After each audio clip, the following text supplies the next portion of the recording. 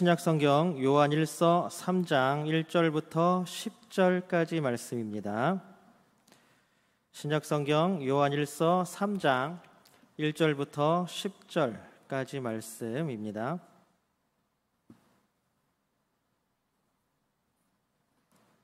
제가 봉독합니다. 요한일서 3장 1절부터 10절까지 말씀입니다. 보라, 아버지께서 어떠한 사랑을 우리에게 베푸사 하나님의 자녀라 일컬음을 받게 하셨는가. 우리가 그러하도다. 그러므로 세상이 우리를 알지 못함은 그를 알지 못함이라. 사랑하는 자들아, 우리가 지금은 하나님의 자녀라. 장래에 어떻게 될지는 아직 나타나지 아니하였으나 그가 나타나시면 우리가 그와 같을 줄을 아는 것은 그의 참모습 그대로 볼 것이기 때문이니, 주를 향하여 이 소망을 가진 자마다 그의 깨끗하심과 같이 자기를 깨끗하게 하느니라. 죄를 짓는 자마다 불법을 행하나니 죄는 불법이라. 그가 우리 죄를 없애려고 나타나신 것을 너희가 아나니 그에게는 죄가 없느니라. 그 안에 거하는 자마다 범죄하지 아니하나니 범죄하는 자마다 그를 보지도 못하였고 그를 알지도 못하였느니라. 자녀들아, 아무도 너희를 미혹하지 못하게 하라. 의를 행하는 자는 그의 의로우심과 같이 의롭고 죄를 짓는 자는 마귀에게 속하나니 마귀는 처음부터 범죄함이라. 하나님의 아들이 나타나신 것은 마귀의 일을 멸하려 하심이라. 하나님께로부터 난 저마다 죄를 짓지 아니하나니 이는 하나님의 씨가 그의 속에 거함이요 그도 범죄하지 못하는 것은 하나님께로부터 났음이라. 이러므로 하나님의 자녀들과 마귀의 자녀들이 드러나나니 무릇 의를 행하지 아니하는 자나 또는 그 형제를 사랑하지 아니하는 자는 하나님께 속하지 아니하니라. 아멘. 네, 오늘도 이렇게 온라인으로 여러분들 함께 만나 뵙게 됐습니다. 그래도 우리가 이렇게라도 예배를 드릴 수 있음에 참 감사를 드립니다. 리차드 백스터라는 개혁주의 신학자가 자신의 요리문답에서 이런 이야기를 했다 그래요. 질문이 뭐였냐 하면, 정부에서 교회에 예배를 드리지 못하게 명령하는 게 맞는 일입니까? 그럴 때에는 교회는 어떻게 해야 합니까? 재밌는 질문이죠. 그게 지금 요즘에 나온 질문이 아니라 18세기에 청교도인 리차드 백스터, 교회의 감독이었던, 그리고 지금도 가장 유명한 또 유능한 신학자 중에 한 명이었던 리차드 백스터에게 들어온 질문이었습니다. 그랬더니 리차드 백스터라는 이 신학자이며 교회의 감독이었던 이 백스터가 뭐라고 말하냐 하면, 맞습니다. 다른 어떤 문제, 우리의 신앙을 억누르거나 우리의 신앙의 자유를 억압할 때에는 목숨을 걸고서라도 예배를 드리는 게 맞습니다. 그러나 자연재해나 전염병으로 인하여 예배가 어렵게 되고 또 교회에 모이는 것이 믿지 않는 사람들에게 폐가 되고 해가 된다면 교회는 문을 닫는 것이 하나님께 더 큰 영광을 돌리는 일입니다 라고 리차드 백스터가 대답을 했다고 합니다. 그러나 그 개혁교회의 영성주의자라고 얘기하는, 또 개혁주의의 가장 유명한 신학자 중에 한 명이라고 얘기하는 리차드 백스터, 그 사람의 참 목자상이라는 책을 아직까지도 금과 옥조처럼 떠받들고 있는 많은 교회 목사님들이 코로나19에 대해서는 리차드 백스터의 말을 잘 따르지 않는 것 같습니다. 그러나 우리가 우리 이웃 주민들을 위한 하나님께서 우리에게 베풀어 주신 그 사랑들을 함께 나누기 위해 이웃사랑의 실천의 한 방면으로 이렇게 온라인 예배를 함께 드리고 있습니다.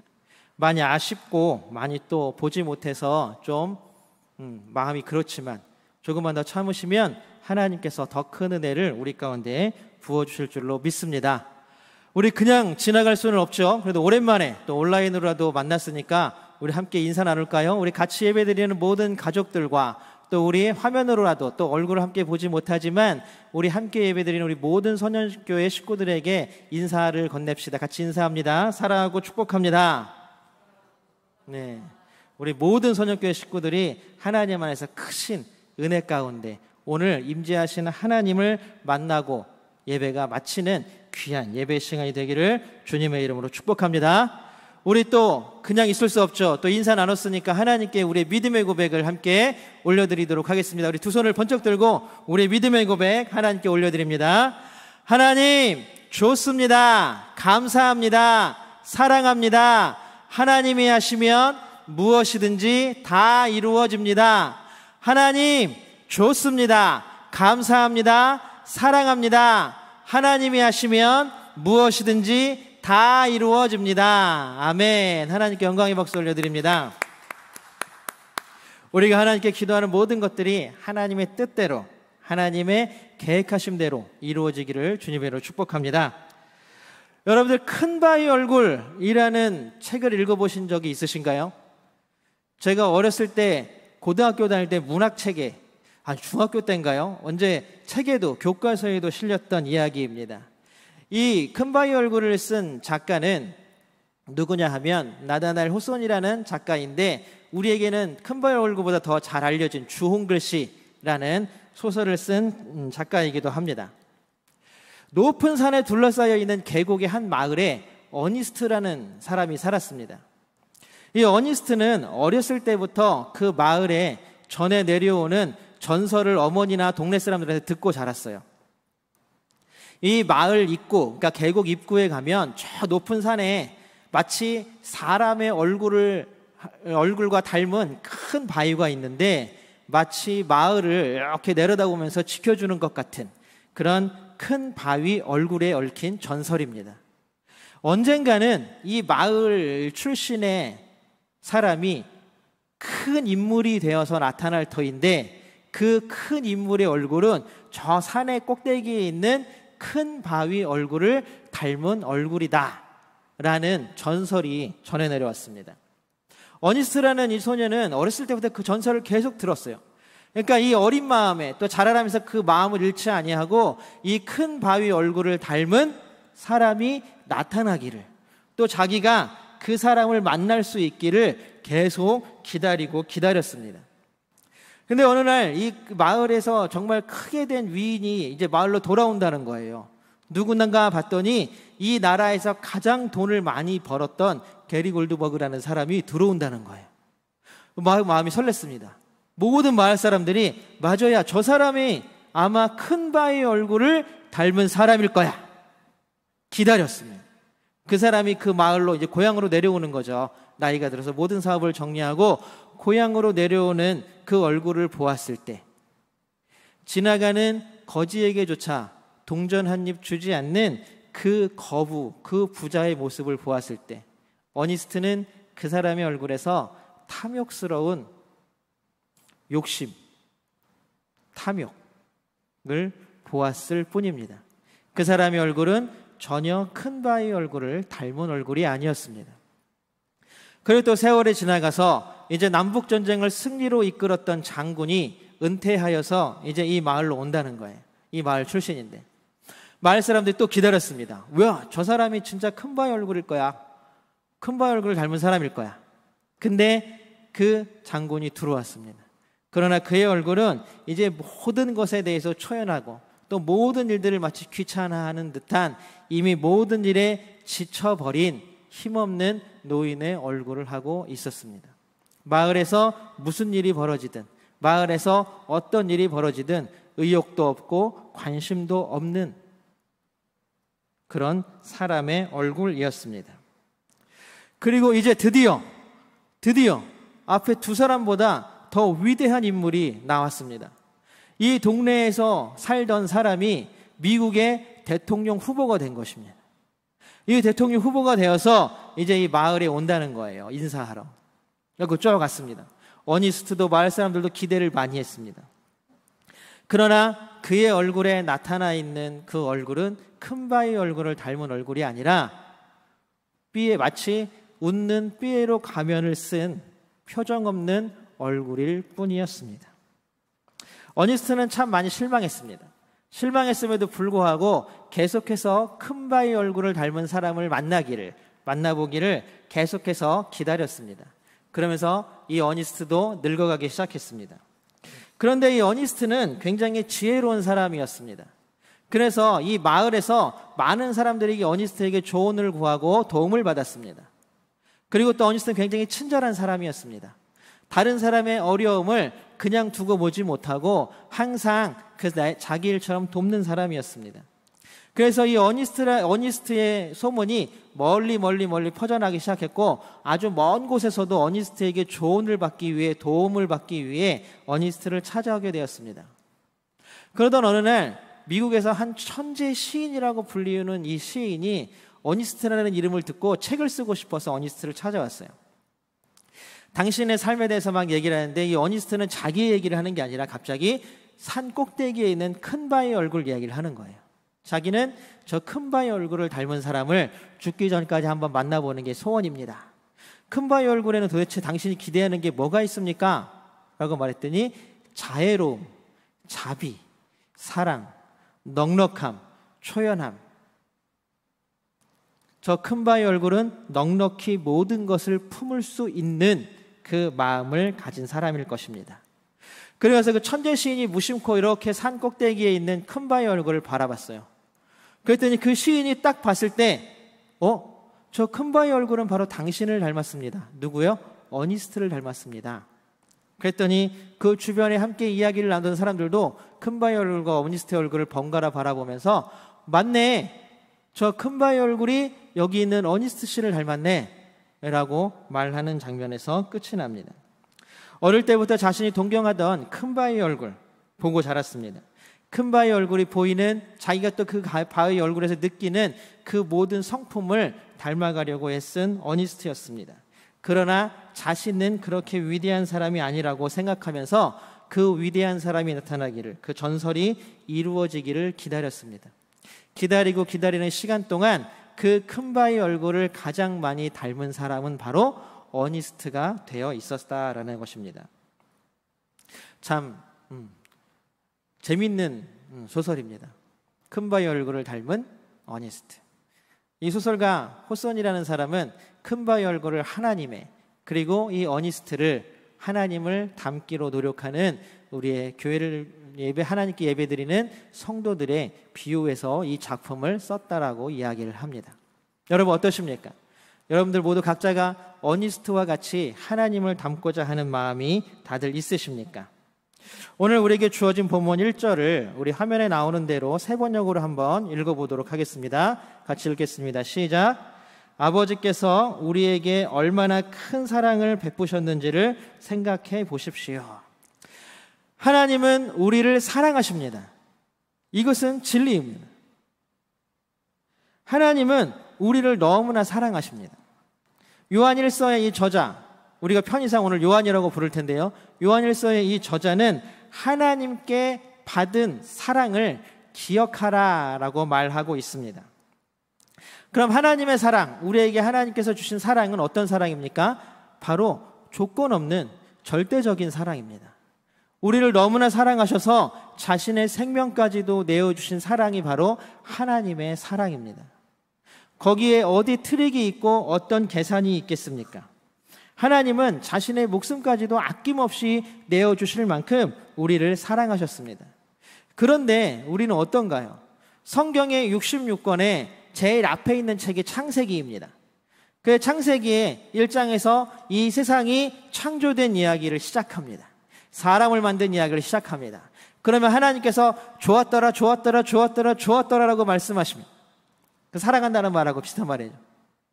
그런데 그렇게 되면 한 성경의 절반 정도가, 아니면 최소한 3분의 1이라도 66권 중에 하나님과 인간이 막 살아가면서 지내는 이야기가 나와야 되는데, 그냥 앞에 한 장, 두 장, 세 장 넘어가자마자 인간이 하나님께 범죄한 이야기가 나옵니다.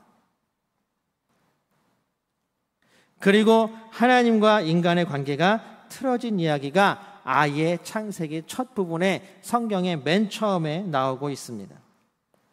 우리는 처음부터 죄를 짓고 하나님께 나설 수 없는 존재가 되어버렸습니다. 하나님과 우리는 분리되어 버린 거죠. 자격자권을 따지자면 우리는 하나님께 사랑받을 자격조차 없는 사람들입니다. 그런데 놀랍게도 하나님은 사랑받을 자격이 없는 우리들을 사랑해 주셔서 우리를 구원해 주셨습니다. 얼마나 놀라운 사랑입니까? 하나님께 구원받기 위해, 하나님의 사랑을 받기 위해 우리가 노력한 것이 과연 있습니까? 하나님의 사랑은 무제한적입니다. 하나님은 우리를 사랑하십니다. 이 선포가 우리 모두에게 위로가 되고 기쁨이 되기를 주님의 이름으로 축복합니다. 그렇게 우리를 사랑하시는 하나님은 우리를 또한 하나님의 자녀로 삼아주셨습니다. 우리 1절의 나머지 부분을 한번 읽어볼까요? 세 번역으로 같이 읽어보겠습니다. 시작. 하나님께서 우리를 자기의 자녀라 일컬어 주셨으니 우리는 하나님의 자녀입니다. 우리를 하나님께서 자녀라고 불러주셨습니다. 우리를 입양해 주셨다는 이야기예요. 그 입양된 우리가 이제 다른 자녀와 똑같은 권리를 누리게 되었다라는 선포입니다. 그래서 우리는 하나님의 자녀입니다. 하나님의 아들이고 하나님의 딸입니다. 그것이 우리의 정체성입니다. 비록 입양되었다고는 하지만 이 당시에 로마 그리스법에 의하면 입양된 자녀도 친자녀와 똑같이 법적인 사회적인 권리를 누릴 수 있었습니다. 그렇기 때문에 시저가 암살된 이후에 시저의 양자되었던 옥타비아누스가 그 뒤를 이을 수 있고 시저가 가지고 있던 남아있는 세력들을 이용해서 반란자들을 다 진압하고 승리할 수 있었던 것입니다. 어쨌든 그렇게 우리를 양자 삼아주셨다는 얘기는 양자는 뭐 지금 우리가 생각하면 별것도 아닌 것 같지만 이 당시에는 양자로 삼았다라는 말은 뭐냐 하면 아들로 삼았다, 자녀로 삼았다는 말은 뭐냐 하면 친자녀와 동등한 법적인, 사회적인 권리를 누릴 수 있었다라는 것입니다. 그러니까 우리는 하나님의 자녀로서 모든 것들과 동일한 권리를 누릴 수 있는 사람들이라는 것입니다. 하나님은 우리를 사랑으로 자녀 삼아 주셨습니다. 그것이 바로 대가 없이 아낌없이 주시는 사랑입니다. 만약에 거기에 무슨 계산이 있었다면 우리가 어떻게 하나님의 자녀가 될 수 있었겠습니까? 하나님은 우리들을 자신의 가족으로 포함시키기를 굉장히 원하시는 분이십니다. 그래서 우리들을 하나님의 아들과 딸로 삼아주신 것이고 불러주신 것입니다. 제가 어렸을 때 이런 얘기를 많이 들었어요. 특히 저희 이모들이 굉장히 그런 말을 많이 하셨는데, 예전에 제가 초등학교 다닐 때 그 이산가족 찾기를 TV에서 엄청나게 했었던 적이 있었어요. 초등학교 때 TV만 틀면 막 이산가족 나오고, KBS 그 옛날에, 지금은 여의도 공원이 됐지만 옛날에는 여의도 광장이었거든요. 거기 다 모여가지고 사람들이 피켓을 들고 어렸을 때 사진이나 막 사연들 막 적고 막 이래가지고 가족들을 찾습니다. 서로의 얼굴을 보고도 잘 확인이 안 돼서 막 어렸을 때 얘기 과거를 묻고 그 과거가 일치하는지 안 일치하는지 기억들이 막 확인해서 가족들을 찾고 합니다. 근데 저희 이모들이 저한테 그런 얘기를 했어요. 야, 너는 전쟁통에 나가서 저런 거 피켓 이런 거 걸 필요 없이 그냥 얼굴만 뒤밀고 있으면 남들이 다 니네 아빠 찾아줄 거야. 뭐냐면 그만큼 닮았다는 얘기죠. 그만큼. 제가 거울을 보면 잘 모르겠는데 하여튼 다른 사람들이 보면 그런가 봐요. 저희 아버지를 처음 본 사람들도 이제 저희 아버지를 보면 많이 닮았다고 그런 얘기를 하는 것 같습니다. 부모와 자식이 닮는다는 것은 너무나 당연한 이야기겠죠. 뭐 부모가 거부하거나 아니면 자녀가 거부하거나 하는 일이 있을 수 있어도 어쨌든 자녀들은 부모를 닮기 마련입니다. 이호석 작가의 메밀꽃 필 무렵이라는 단편소설에도 이런 닮은 꼴에 대한 이야기가 나옵니다. 주인공인 허생원이 이제 장을 마치고 개울을 건너가는데, 거의 마지막 장면이죠. 개울을 건너가는데 물속에 쑥 빠집니다. 그랬더니 장터에서 막 싸우면서 만났던 그 동이라는 청년이 그냥 노인이 좀 안쓰러웠는지 개울을 자기가 그 허생원을 업고 건너는 장면입니다. 그 건너면서 이 동이가 자기의 어렸을 때 뭐 엄마 얘기하고 뭐 도망간 아버지 얘기도 하고 막 하면서 얘기를 하는데, 이 허생원이 가만히 듣고 보니까 도망간 아버지가 자기인 거예요. 근데 그거를 어디에서 발견하느냐 하면 이 동이라는 청년이 왼손잡이였어요. 왼손을 사용하는 거를 보고 이 허생원도 왼손잡이였거든요. 아, 얘가 나의 아들이구나 라는 것들을 발견하게 된다는 줄거리입니다. 물론 이 왼손잡이는 유전이 아닙니다. 그런데 이 소설에서는 그 왼손잡이라는 이 사실을, 가장 눈에 띄는 이 사실을 하나의 매개체로 해서 둘이, 아버지와 아들은 닮았다라는 결론을 내기 위해서 말하는 것입니다. 뭐 어렵게 얘기했지만 쉽게 얘기하면 그냥 둘이 닮았다라는 이야기입니다. 결국 자녀는 부모를 닮을 수밖에 없습니다. 하나님도 우리를 자녀 삼아 주시면서 우리가 누구를 닮기를 원하시겠습니까? 오늘 요한일서에 나오는 것처럼 마귀의 자녀입니까? 하나님의 자녀입니까? 우리는 하나님의 자녀이니만큼 누구를 닮아야 합니까? 하나님을 닮아야 합니다. 하나님께서도 그것을 원하십니다. 그리고 하나님은 자녀인 우리들을 통해서 세상에 하나님 자신을 드러내시기를 원합니다. 우리가 2절 하반부를 같이 한번 세번역을 한번 보도록 하겠습니다. 2절 하반부입니다. 같이 한번 읽어볼까요? 시작. 그리스도께서 나타나시면 우리도 그와 같이 될 것임을 압니다. 결국 우리의 마음, 또 우리가 손가락으로 행해지는 행동, 또 우리가 살아가는 삶의 모든 모습들을 통하여서 그리스도, 하나님을 나타내야 한다는 사실입니다. 이걸 좀 더 쉽게 얘기하면 사람들이 나를, 그리스도인인 나, 하나님의 자녀인 나를 보면서 야, 저 사람은 하나님의 자녀이구나라는 것들을 알아야 한다는 말입니다. 여러분 어떻습니까? 사람들이 나 자신을, 우리들을 보면서 야, 저 사람은 하나님의 아들이야, 저 사람은 하나님 믿는 사람이야, 저 사람을 보면 하나님을 보는 것 같아 라고 평가를 해줍니까?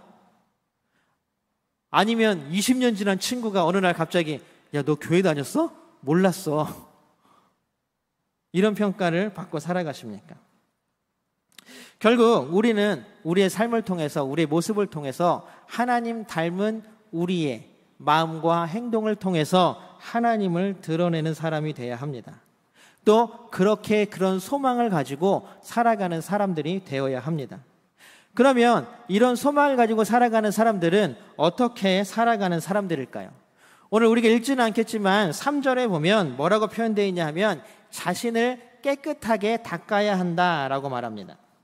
여러분들 만약에 우리가 거울에 내 자신, 내 모습을 이렇게 딱 비춰보았는데 거울이 너무 흐릿하고 더럽고 막 먼지가 끼고 때가 묻어서 잘 보이지 않습니다. 아니면 이 유리창을 보는데 저 밖에 누군가가 있는데 유리창을 하도 안 닦아가지고, 아니, 저런 투명 유리창 말고요, 유리창을 하도 안 닦아가지고 막 때가 끼고 더럽고 먼지가 묻고 막 이래서 밖에 있는 사람이 누구인지 알 길이 없습니다.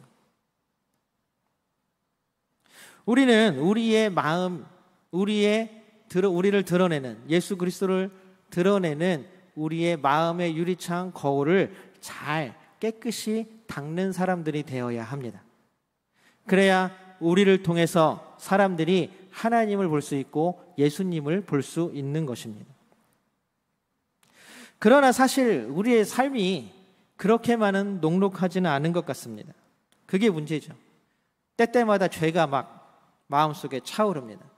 때때마다 막 분노가, 화가 내 옆에 있는 사람들을 향해 확 불길처럼 일 때가 있습니다. 또 우리는 말이나 행동으로 다른 사람들에게 상처 주는 죄를 짓기도 합니다. 또 우리는 괜찮을 거야, 이런 거는 아무것도 아니지 라는 자기 합리화를 통해서 세상 가운데 살아가면서 어쩌면 하나님 앞에 죄를 짓기도 할 것입니다. 죄가 우리의 유리창과 우리의 거울을, 우리의 마음을 더럽히고 있는 것입니다. 도대체 그럼 우리의 마음, 우리의 거울과 우리의 유리창을 더럽게 만드는 죄라는 것은 무엇일까요? 오늘 우리 4절을 한번 같이 읽어보겠습니다. 4절입니다. 함께 읽겠습니다. 시작. 죄를 짓는 사람마다 불법을 행하는 사람입니다. 죄는 곧 불법입니다. 죄는 불법입니다. 법이 아닌 거예요. 작은 것이든 큰 것이든 이 정도는 뭐 하고 넘어가는 것이든 아니면 하나님 앞에서는 모든 것이 다 죄라는 사실입니다. 이것은 그 누구도 거부할 수 없는, 이것은 그 누구도 어떻게 할 수 없는 일입니다. 특이하게 오늘 4절 말씀을 보면 죄를 짓는 사람마다 라고 하면서 죄를 짓다라는 표현을 쓰고 있습니다. 이 짓다라는 말을 제가 국어사전에서 찾아보니까 이 짓다라는 말을 국어사전에 뭐라고 표현되어 있냐 하면 어떤 재료를 가지고 모양을 나타내는 것, 모양을 만들어내는 것, 이런 뜻이라고 합니다. 그러니까 재료가 있으면 그 재료로 그 모양을 만드는 거예요. 그러니까 죄를 짓다라는 말은 뭐냐 하면 우리 마음 가운데 있는 죄성이 있잖아요.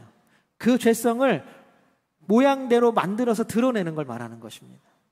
우리는 어쩔 수 없이 마음 가운데 죄성을 가지고 살아가는 사람들입니다. 그런데 이것을 우리는 이 죄성이라는 걸 재료로 해서 이제 우리는 미움이라는 모양을 만들어서 내보내고, 다툼이라는 모양을 만들어서 내보내고, 무시라는 모양을 만들어서 내보내고, 교만이라는 모양을 만들어서 내보내고, 바로 죄를 짓는 것을 의미합니다. 우리는 계속 이 마음을 닫고 비우고 함으로 말미암아 우리 가운데에서 죄를 짓는 일이 생기지 아니할 수 있도록 마음에 있는 재료들을 조금씩이라도 다 치워내야 되겠죠. 죄를 짓지 못하도록 말입니다. 죄는 결국 그 근원이 어디에 있냐 하면 욕심에 있습니다. 야고보서 1장 14절 15절을 한번 세 번역으로 쉽게 한번 읽어보도록 하겠습니다. PPT가 안 나오나 봐요. 제가 한번 읽어드리겠습니다. 야고보서 1장 14절 15절입니다. 사람이 시험을 당하는 것은 각각 자기의 욕심에 이끌려서 꿰매 빠지기 때문입니다. 욕심이 잉태하면 죄를 낳고 죄가 자라면 죽음을 낳습니다. 이 보십시오. 욕심이 잉태하면 뭘 낳아요? 죄를 낳는 것입니다. 그리고 또 죄가 자라나면 우리가 흔히 하는 표현이면 장성하면이죠. 죄가 자라나면 어떻게 됩니까? 죽음을 낳습니다. 죄는 어디에서 시작됩니까? 욕심으로부터 시작된다는 사실입니다. 우리 탕자의 비유에 나오는 탕자를 한번 생각해 보십시오. 탕자가 자신의 성공, 자기가 아버지에게 얻은 이 재산만 있으면 어디를 나가서든 성공할 수 있을 것 같습니다. 저 모든 것이 다 내게 될 것 같아요. 아버지의 행복, 가족의 행복, 이런 것들은 전혀 필요 없습니다. 내가 저 화려한 도시에 나가서 어떻게 살 수 있을 것인가? 자기가 누릴 쾌락과 자기가 즐길 삶들에만 빠져 있는 것입니다. 사람에게 일단 욕심이 생기면 우리는 그 사람은 자유하지 못합니다. 자신의 욕심이 대상이 된 어떤 물건이나 아니면 어떤 대상이나 어떤 사람에게 얽매여 버립니다. 여러분, 욕심이라는 것은 그런 것입니다. 욕심이라는 것은 되게 이기적인 것 같지만 어떨 때에는 나 자신을 굉장히 불쌍하게 만드는 감정입니다. 내가 원하고 바라는 것, 욕심의 대상이 되는 것에 나를 묶어버리는 것입니다. 그러니 자유롭지 못한 것은 너무나 당연합니다. 그래서 우리는 계속 나를 비워야 합니다. 아까도 말씀드린 것처럼 나를 닦아야 하고 나를 비워내야 합니다. 내 안에 이 재료들을 가지고 죄를 짓지 아니할 수 있도록 이 죄들을 계속 치워내는 작업을 해야 합니다. 우리는 하나님께서 주신 그 사랑으로도 만족할 그런 마음을 우리는 계속 배워야 합니다. 사실 성경을 처음부터 쭉 보면 죄를 짓는 인간과 그리고 또 그것을 구원하시는 하나님의 역사 계속 반복해서 나타납니다. 우리가 생각할 때 그런 큰 기적을 눈앞에서 보거나 내가 체험했으면 오케이, 이제 끝, 나는 무조건 하나님만 믿고 살아야지 라고 할 것 같은데 성경에 나오는 모든 사건들과 기록들은 그렇지 않습니다. 인간의 죄성으로 말미암아 피 흘리는 폭력으로 말미암아 하나님은 세상을 홍수로 심판하시지만 노아의 구원의 방주를 통하여서 구원의 길을 열어두셨습니다. 그러나 또 곧 지나서 이스라엘은 하나님 앞에 죄를 짓습니다. 또 이스라엘은 애굽으로 들어갔습니다. 그 불쌍한 이스라엘을 억압하고 착취하던 애굽도 하나님의 징벌에서 벗어나지 못했습니다. 하나님을 떠날 때마다 사사시대에 하나님을 떠나는 이스라엘이 하나님을 부인하고 하나님께 순종하지 않을 때마다 다른 민족의 침략으로 힘든 시간을 겪어야 했습니다. 하나님의 말씀에 순종하지 못해서 결국 북이스라엘과 남유다는 다른 민족에 의해 망해버리고 포로로 끌려가는 비운을 겪게 됩니다. 그리고 결국 사람들은 이 땅에 오신 하나님의 아들 예수 그리스도를 십자가에 못 박혀 죽였습니다. 우리의 죄는 끊임없이 반복되고 끊임없이 우리에게 굴레를 만들어 벗어날 수 없게 만드는 것 같습니다. 오죽하면 저 위대한 바울도 자기 자신을 바라보면서 한탄했겠습니까? 로마서 7장 21절의 바울의 한탄을 함께 읽어보기를 원합니다. 로마서 7장 21절입니다. 함께 읽겠습니다. 나는 선을 행하려고 하는데 그러한 나에게 악이 붙어 있다. 24절입니다. 아, 나는 비참한 사람입니다. 누가 이 죽음의 몸에서 나를 건져주겠습니까? 바울의 이 심정이 어쩌면 우리의 마음과 같지 않습니까? 하나님의 자녀로서 살아가고 싶고 하나님의 자녀로서 살고 싶습니다. 하지만 우리는 날마다 내 발밑에 쌓이는 나의 죄를 바라보고 좌절합니다. 하나님의 자녀가 되었지만 우리는 하나님 닮으려면 아직 먼 길을 가야 할 것 같습니다. 우리는 때때로 화를 참지 못하고 때때로 욕심에 이끌린 삶을 살아갑니다.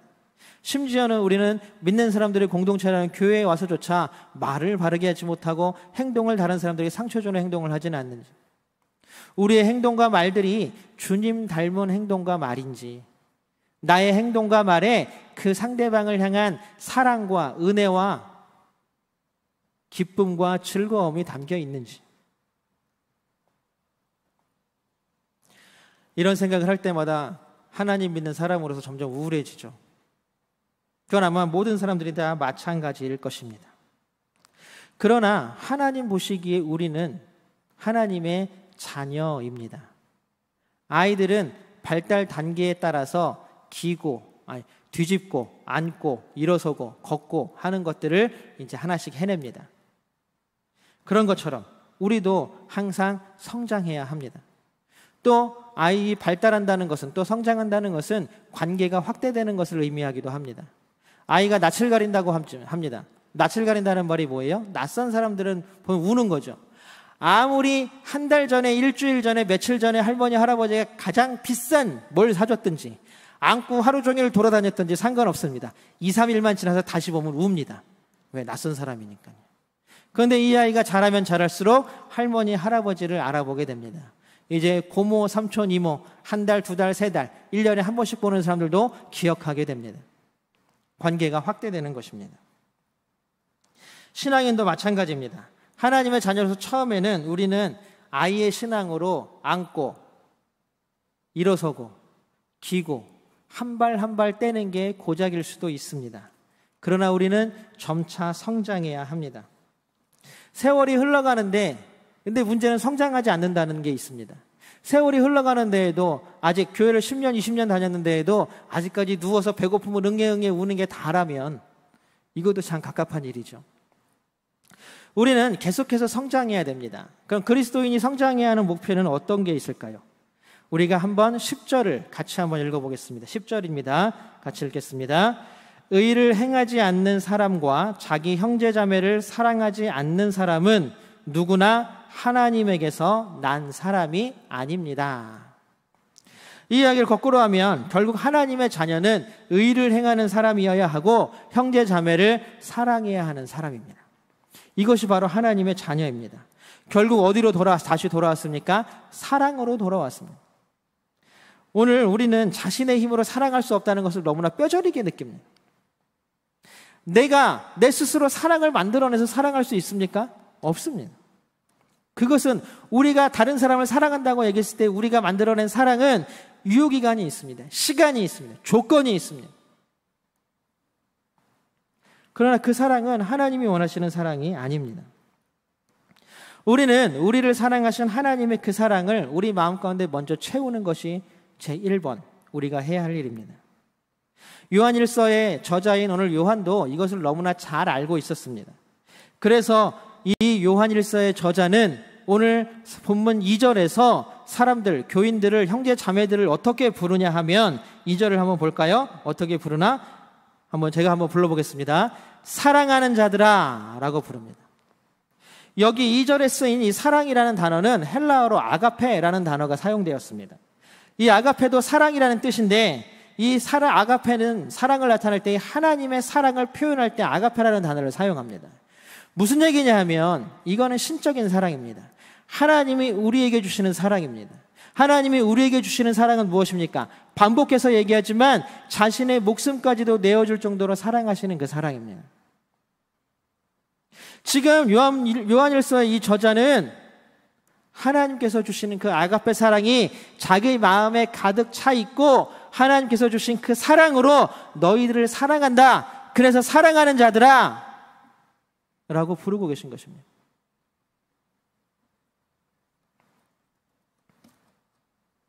우리 모두는 이 사랑을 받은 사람들입니다.